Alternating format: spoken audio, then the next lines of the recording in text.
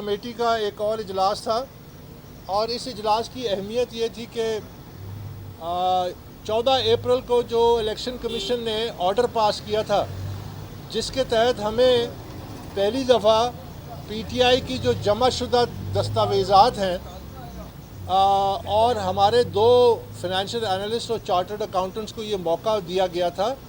کہ وہ پہلے 40 اور پھر 15 گھنٹے بڑھ کے ان کو 55 گھنٹے کا موقع دیا گیا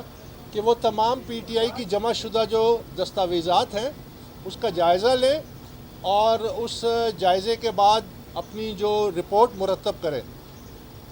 ساتھ ہی ساتھ الیکشن کمیشن نے 14 اپریل کو اسکروٹنی کمیٹی کو بھی یہ حکم دیا تھا کہ وہ تینوں ڈاکومنٹس یعنی جو ہم نے جمع کرائے، جو پی ٹی آئی نے جمع کرائے اور جو اسٹیٹ بینک یا کہیں اور سے جو دستاویزات جو اوریجنل بینک سٹیٹمنٹس ہیں وہ حاصل کی، ان تینوں کا جائزہ لیں، ویریفائی کریں، اوتھینٹیکیٹ کریں اور اپنی کنکلوسیو فائنڈنگز دیں مئی کے آخر تک۔ تو آج یہ اس حکم کے بعد پہلا اجلاس تھا۔ ہمارے چارٹرڈ اکاؤنٹنٹس نے 55 گھنٹوں میں تمام جو دستاویزات ان کے سامنے رکھی گئی اس کا جائزہ لیا ہے اور وہ رپورٹ مرتب ہو رہی ہے۔ میں یہ یاد دہانی کراؤں کہ ابھی تک ہمیں ایک بھی اوریجنل بینک سٹیٹمنٹ جو اسٹیٹ بینک سے آئی ہے وہ ہمارے سامنے نہیں رکھی گئی۔ ساتھ ہی ساتھ جو دستاویزات رکھی گئی اس میں ایک دفعہ والیوم 8 جو تھا وہ رکھا اور وہ انٹرا پارٹی الیکشن ریزلٹس تھے۔ والیوم 9 جو تھا وہ حبیب بینک لمیٹڈ کے اوریجنل بینک سٹیٹمنٹس تھے جس کو ہم نے 15 منٹ دیکھا اور پی ٹی آئی کے احتجاج اور زبانی احتجاج پہ ڈی جی لاء نے حکم دیا کہ ان کو اٹھا لیں، ان کو یہ نہ دیکھنے دیں۔ وہ واحد اوریجنل بینک سٹیٹمنٹس تھیں جن کو ہمیں 15 منٹ کے لیے موقع دیا گیا اور دستاویزات اٹھا لی گئی۔ تو یہ ہمارا ریکارڈ شدہ احتجاج ہے کہ نہ صرف وہ جو ملازمین ہیں 4 جن کے اکاؤنٹس میں پیسہ آیا کروڑوں اربوں روپے، فرنٹ اکاؤنٹ جو پی ٹی آئی نے تسلیم کیے ہیں اس کی کوئی تفصیلات نہیں رکھی گئی، اوریجنل بینک سٹیٹمنٹ جو اسٹیٹ بینک سے ہیں کوئی تفصیلات نہیں رکھی گئی۔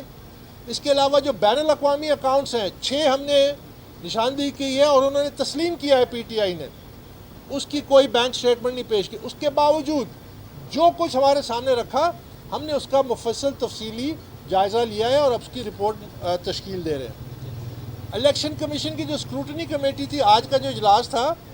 اس میں انہوں نے ایک قباحت ظاہر کی کہ ان کے ایک ممبر جو اسکروٹنی کمیٹی کی ان کی طبیعت ناساز ہے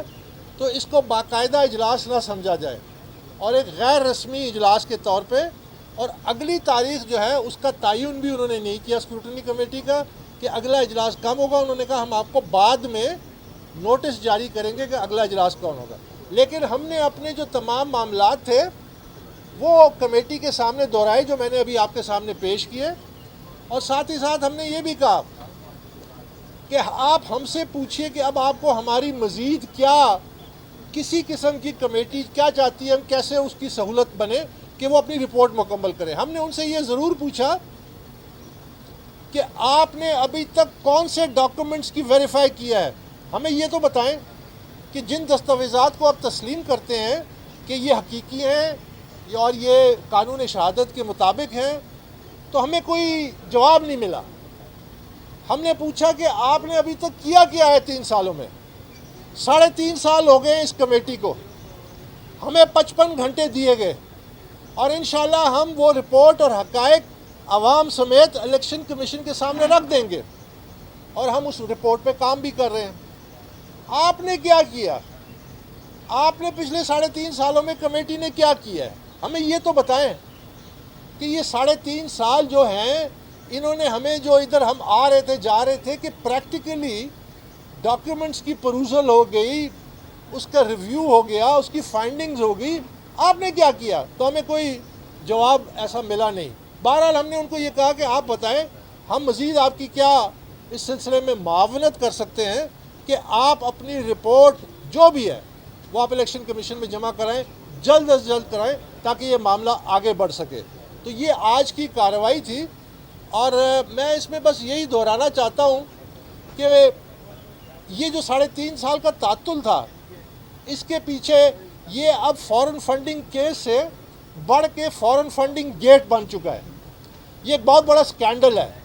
یہ میگا فائنینسنگ اور میگا فنڈنگ کرپشن کا اور انلیگیلٹی کا ایک بہت بڑا سکینڈل ہے، اور جب حقائق سامنے آئیں گے تو میں سمجھتا ہوں کہ لوگوں کے لیے حیران کن ہوں گے، اور اس میں لیکن اس کے باوجود کہ وہ تمام پکچر ہمارے سامنے نہیں رکھی گئی، اکاؤنٹ چھپائے گئے ہیں۔ بھائی آپ فیکٹ فائنڈنگ کمیٹی ہیں، آپ ہم سے کیوں دستاویزات چھپاتے ہیں؟ آپ کا کام ہے حقائق سامنے لانا، حقائق کو چھپانا نہیں۔ تو یہ معاملہ جو ہے اس کو بھی ہم اپروپریٹ فورمز پہ اٹھاتے رہیں گے، اور انشاءاللہ ہم امید کرتے ہیں کہ یہ اسکروٹنی کمیٹی جلد از جلد اپنی رپورٹ الیکشن کمیشن کو دے گی، اور ساتھ ہی ہمیں جو انہوں نے حکم دیا تھا اس کی تعمیل بھی ہم انشاءاللہ جلد از جلد مکمل کر کے الیکشن کمیشن کے سامنے جو بھی وہ دستاویزات ہیں وہ ہم سامنے ریکارڈ اور رپورٹ جو ہے وہ رکھ دیں گے۔ بہت بہت شکریہ۔ بس میں آپ سے ایک ذرا گزارش یہ کرنا چاہتا ہوں کہ جو ملک کے حالات ہیں اس پہ ایک تبصرہ کر دوں کہ جو ملک کے اس وقت حالات ہیں، جو صحافت پہ حملے ہو رہے ہیں، جو صحافیوں پہ حملے ہو رہے ہیں، کل بھی حملہ ہوا، ریلوے کا اتنا بڑا حادثہ ہوا، یعنی پہلے کم از کم سیاسی اور حکومتیں جب ہوتی تھی یا کوئی بھی حکومت ہوتی تھی تو کم از کم ہسپتال جا کے تیمارداری تو کرتے تھے۔ اب وہ تمام ذمہ داری پچھلی حکومت پہ ڈال رہے ہیں 2.5 3 سال کی حکومت کے باوجود۔ تو ایک بڑا خوفناک، شرمناک یہ عمل ہے کہ اتنے ایسا بڑا سانحہ اس پہ جو حکومت کا رویہ ہے، یہ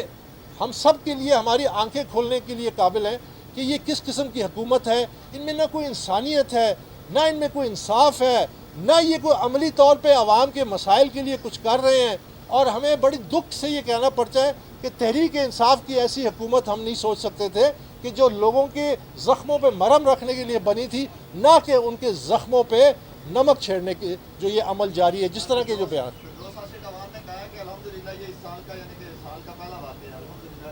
استغفر اللہ جو ان کی جو ترجمان ہیں۔ دیکھیں میں آپ کو ایک بات بتا دوں، یہ جو پی ٹی آئی کے اس وقت جو ترجمان ہیں، ان میں ایک بھی حقیقی پی ٹی آئی کا ترجمان نہیں ہے، ایک شخص کی بھی پی ٹی آئی سے کوئی تعلق نہیں ہے۔ ہماری بدقسمتی ہے، بد نصیبی ہے کہ ہمارا جو پارٹی کا چیئرمین ہے